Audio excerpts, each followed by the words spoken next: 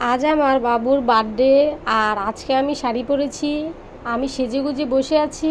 আর তোমাদের ভাইয়াকে পাঠিয়েছি কেক আনার জন্য। বাইরে অনেক বৃষ্টি হচ্ছিল, অনেকক্ষণ ধরেই বলছিল কেক আনতে যাবে, কিন্তু এতটা বৃষ্টি হচ্ছিল এর জন্য বেরি হতে পারছিল না। তো অবশেষে কেক আনতে পাঠিয়েছি। তো এখন আমি আর বসে বসে কি করব, ভাবলাম বেলুনগুলো ফুলিয়ে ফেলি।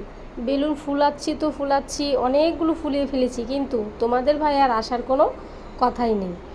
জানি একটু দেরি হতে পারে, কারণ বাইরে খুব বৃষ্টি হচ্ছে, এর জন্য কয়েক ঘন্টা অপেক্ষা করার পর তোমাদের ভাইয়া কেক নিয়ে চলে আসছে। এই দেখো, কেক নিয়ে আসছে আর সঙ্গে মিষ্টিও নিয়ে আসছে। আমি কিন্তু মিষ্টির কথা বলি নাই, ও নিজে ইচ্ছে করেই মিষ্টিগুলো নিয়ে আসছে। তোমাদের ভাইয়া কেক আনতে যাওয়ার সময় আমাকে জিজ্ঞেস করে গিয়েছিল যে কী ফ্লেভারের কেক আনবে।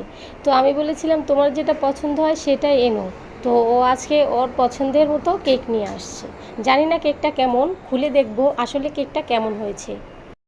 এখন কেকটা কাটার জন্য রেডি করে নিচ্ছি। তো এখন বিদায় নিয়ে নিচ্ছি, টাটা।